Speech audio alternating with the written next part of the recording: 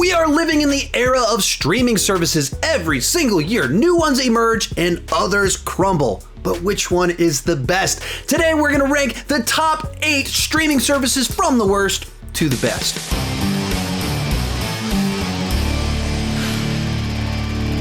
Now, as we go into this, I tried to pick the top streaming services. What I mean by that is there's a lot of niche streaming services that target specific audiences like Hutto and Crunchyroll. Likewise, there's a number of streaming websites and apps like Tubi, but I tried to find the ones that are a little bit more fully functioning and appealing to a broader audience. Before we get started, this video is sponsored by HelloFresh. I bet a lot of you are like me. I like cooking my own food.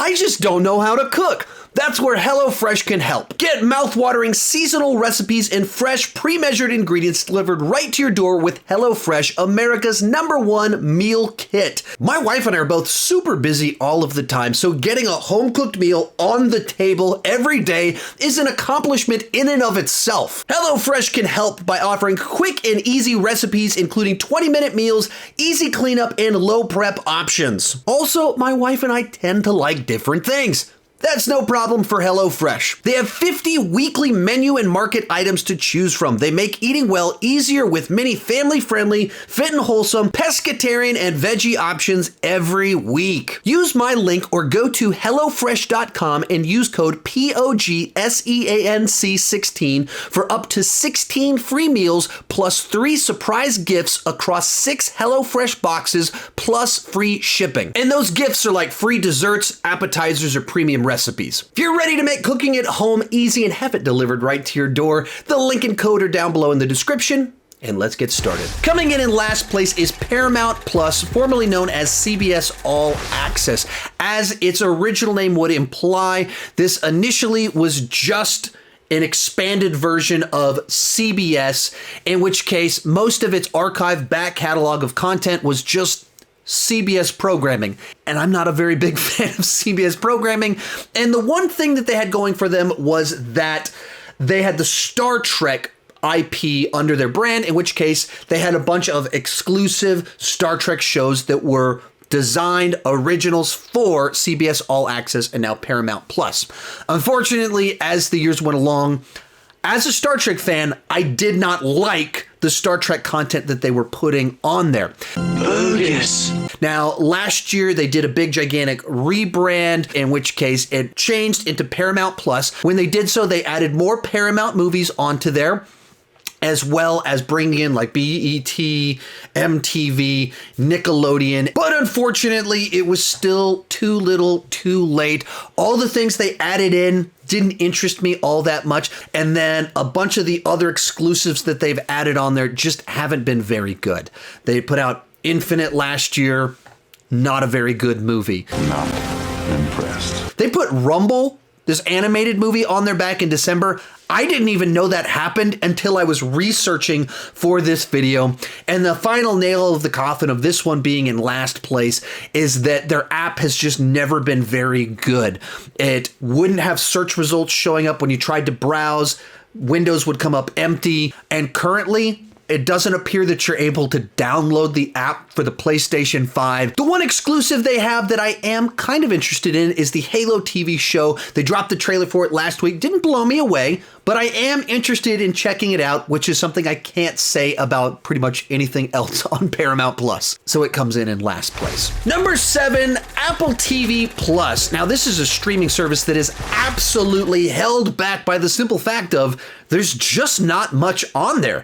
Apple doesn't control a bunch of catalogs of content or IPs, in which case they've got their originals and very little else on there. And that's what makes it frustrating, because they went out and recruited some high-level talent to create their original exclusive content. Ted Lasso is a phenomenal show. So good. So their originals are very high quality. They don't have a bunch of filler the way that Netflix does. But that also means they don't have nearly as many exclusives and originals as something like Netflix, because they want to put out quality, in which case they don't have a back catalog and they only have a handful of originals, but they're really good. And as an example of the quality of content they're putting out, Coda, one of their originals, was nominated for Best Picture at the Oscars just a few days ago. So at this point in time, it's tough to have them particularly high on this list because this is a streaming service that I frequently cancel. And then when a new show, movie thing I'm interested in, I sign back up for it when that happens. It's that type of one. It's not one that you need to keep year round because they don't have a year's worth of content to watch on there. Likewise, I'm not crazy about the way the interface works. It's a little bit clunky in the way that sorting through things and feel like I'm restarting episodes to find things a little bit. So while I absolutely adore some of their exclusives, everything else is mediocre or non-existent. Next up is Peacock, a streaming service that's very much in line with Paramount Plus, but I think a better version of it because the archive of content here is better. Of course, you have a bunch of NBC content on here. I like NBC as a network a whole lot more than I like CBS, in which case the back catalog here is really nice. Likewise, there's a whole bunch of movies on here. Feels a little bit scattershot. It feels a little bit random as to what you'll find on here. But if you look at the archive, there's no shortage of movies you'll look at and go, oh, I like that movie. Oh, I want to watch that movie. So a bunch of really good content in here. This is also the streaming service that as of about a year ago, took the biggest bite out of Netflix because a bunch of IPs, properties that were controlled by them were on Netflix. In particular, things like The Office, Parks and Rec. And then the license went up. They got pulled from Netflix, got dropped on Peacock. They do have some originals, but nothing I'm all that interested in. Got like Saved by the Bell. I'm not watching that. Apparently, they just debuted the trailer for Bel-Air. Fresh Prince of Bel-Air minus Will Smith just doesn't interest me all that much. And so they've tried to have some exclusives, but I don't think they found their footing quite right. They even had one that's like an adaptation of the character from like the Da Vinci Code and Angels and Demons. TV show was made out of that, but I didn't hear anyone talking about it. So it's a streaming service that has a great back catalog of content, but it's failed to offer any unique value or have a brand identity. And it's one that to me, I look at it and I go, I wish you just didn't exist because then all of this stuff would just be on the other services that are better. As a point of reference, the bottom three on this list are services that my family only signs up for when they have something specific that we want to watch. The top five are services that we have year round. We think they're worth the money every single month and watch them every single month. In fifth place is Hulu. Now, this is a streaming service that I think offered a lot more value several years back than it currently does. Now, I don't have cable. I've never had cable, and I don't even really have a working antenna at my house, in which case Hulu used to be very useful because they had deals with a lot of the networks to where the day after shows would air, they would be on Hulu. And that still is somewhat true for some shows, but as years have passed and several of the networks have launched their own streaming services or just decided to use their own apps for everything, there's not quite as much first run shows streaming the day after they debuted on network television. I got a bad feeling about this. In which case, it has a lot of shows on there. It has a lot of movies on there, and they do have some original content and movies like Boss Level last year. I thought Boss Level was a very good little action B movie, but it's also one that doesn't have enough unique identity. It doesn't have enough things that hook me regularly, that draw me back to it. And that's what these streaming services really need, is what is the star of Hulu? What's that show everybody watches and talks about? What's that movie that they put out that just everyone had to watch? There's not a lot of that on Hulu, unfortunately. And as time passes, it seems like they try and do more and more exclusives and stuff like that, but it just feels like generic, good streaming service to me. The menus are slick looking. It looks pretty. There's stuff on there. but it doesn't have that unique value that I need for a streaming service really to be top tier. In fourth place is Amazon Prime Video. And at this point in time in the list, for me, these are all streaming services that I use every single week that I think have a solid back catalog of movies and TV shows, as well as a solid set of originals. Now, when it comes to Amazon Prime, I think they've really been putting a lot of money into trying to have solid original content. Whenever COVID hit, they bought a bunch of movies. Some of them turned out to not be all that memorable, like Without Remorse, as well as like Coming to America. Other ones I really enjoyed, like The Tomorrow War. Not everybody loved it, but I thoroughly enjoyed that movie. They've had Best Picture nominees. Some of their movie, The Sound of Metal from last year, was nominated for Best Picture. And they've started to have more and more solid TV shows of their own, like The Boys. Even just this past week, Reacher came out, turned out to be really good. And then they're working to have even more with like Lord of the Rings, which they've poured $1 bazillion into, comes out later this year. And like Invincible, I wasn't able to watch Invincible, but I heard a lot of great things about it. Now, they do have a very robust archive of TV shows and movies on there. It feels a little bit scattershot as to what you'll find. As someone that spent most of the late 90s and early zeros wandering around Blockbuster Video and Hollywood Video, a lot of the movies that I looked at and went, someday I want to rent that, someday I want to watch that, I see those titles on Amazon Prime. It's super niche. It's not particularly broad in appeal, but like late at night when I'm trying to put something on that I'm going to fall asleep to, I normally go to Amazon Prime and find some totally random weird thing like American Ninja 3 and put it on. And that's not a joke. That's a real thing that happened within the last 2 weeks. And also their interface, because they offer things you can rent and things you can buy, it can be clunky trying to find things that are actually Amazon Prime Video free stuff versus stuff you have to pay for. And I don't like that about the way that it's structured. I don't think it's a very clean layout at all. But so this is one I use a lot. I think it's very good.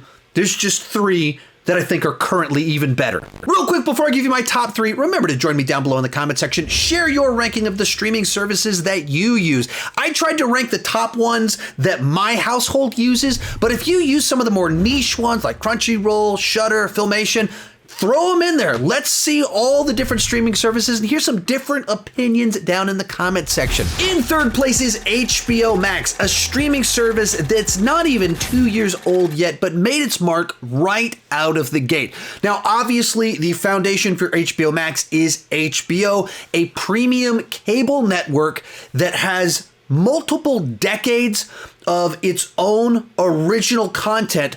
Plus, it's known for having a great archive of content, as well as having a lot of movies very soon after they were in the theaters. From there, they added in a number of additional archives of content in there, like DC, Turner Classic Movies, Studio Ghibli, and more. And they've been creating their own original content to try and give even more exclusives. And then, even more so, in the year 2021, because of COVID, Warner Brothers decided to use all of their theatrical releases as hooks to try and get people to sign up for HBO Max. So they offered all of their original films day and date release on HBO Max last year, which apparently was terrible for the box office for all of those films. I've made a huge mistake. But it was only value added for the consumers. Now, I thought about putting it one up higher on this list, but they also did put out Santa Inc., which is the worst thing that's been created by any streaming service probably ever.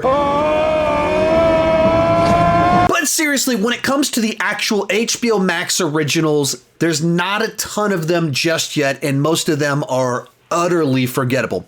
To be clear, like something like Game of Thrones is an HBO original. It's not an HBO Max original. And they've put out a number of movies like American Pickle and the TV show Love Life, and they're not all that interesting. They're certainly not memorable. But they did put out Peacemaker last month, which is a sign of where things could be going because they have more DC shows planned. I think Peacemaker is pretty great, and they got James Gunn to actually write, direct most of it. That's where they're headed. There's the potential with HBO Max for them to move up to the top spot on this list.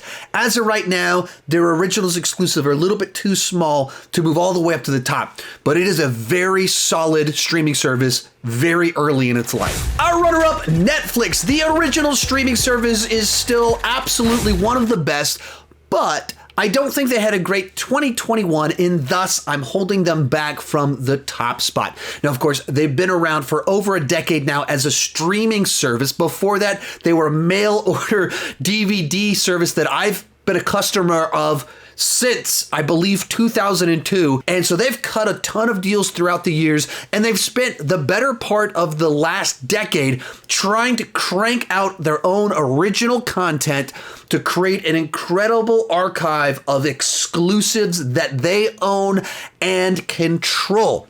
So when it comes to Netflix originals, because they've been doing this for so long, there are a lot of them out there. Currently, they've got great franchises like Cobra Kai, Stranger Things, Witcher, and of course, they put out about a bazillion movies every single week. Now, where Netflix has been running into trouble is that over the last several years, obviously a bunch of these streaming services have launched, and the companies that launch these big streaming services, besides Apple, control some back catalog of content and IPs, and thus as soon as they launch their streaming service, they pull it off of Netflix.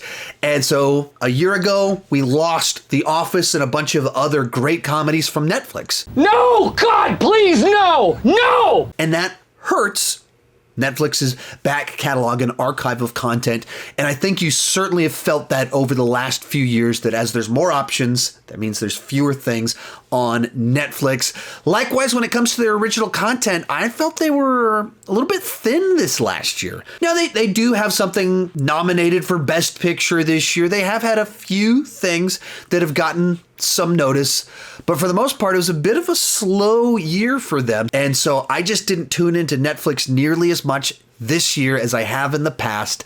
And there's not a ton of things right in the immediate future that has me going, man, I can't wait to check out that Netflix thing. So while historically Netflix is the king, I think they have currently been dethroned by someone else. But coming in first place is Disney Plus. Now, Disney is a family entertainment company that's been putting out movies for over 80 years now, in which case, just in and of themselves, they have a pretty tremendous back catalog of movies and TV shows. But when you combine that with the acquisition of Fox right before launching Disney Plus, they just have a very robust back catalog of movies and TVs from multiple studios, plus IPs, intellectual properties that they control, and they're pouring an enormous amount of resources into creating original content on a very regular basis. Now, keep in mind, I have 3 children under the age of 10. And of course, that dramatically changes the viewing habits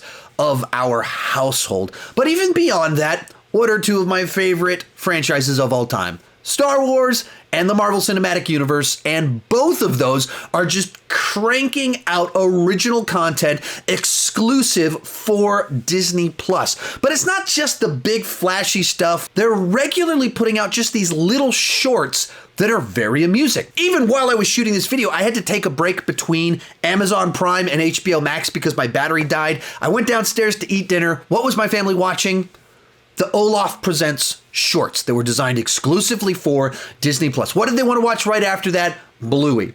Every single day we use Disney Plus, not just the kids, also the adults in the household. There's something for everyone on there. We use it all the time, in which case they've got an amazing back catalog. They're cranking out originals using top tier properties on almost a weekly basis. And they even put out a bunch of small little shorts all the time that are interesting and behind the scenes featurettes. For me, this is currently the king of the streaming services. Certainly my phase of life, having kids, factors into that, but also this is the one that's generating the most content on a regular basis that I find interesting that I want to talk about on my channel. So Disney Plus comes in at number 1. If you enjoyed this video, check out that video right over there for more content just like this. Also, if you're interested in ready-to-cook meals being delivered right to your home, check out HelloFresh at the link down below in the description. Thank you so much for watching, and keep talking movies too much.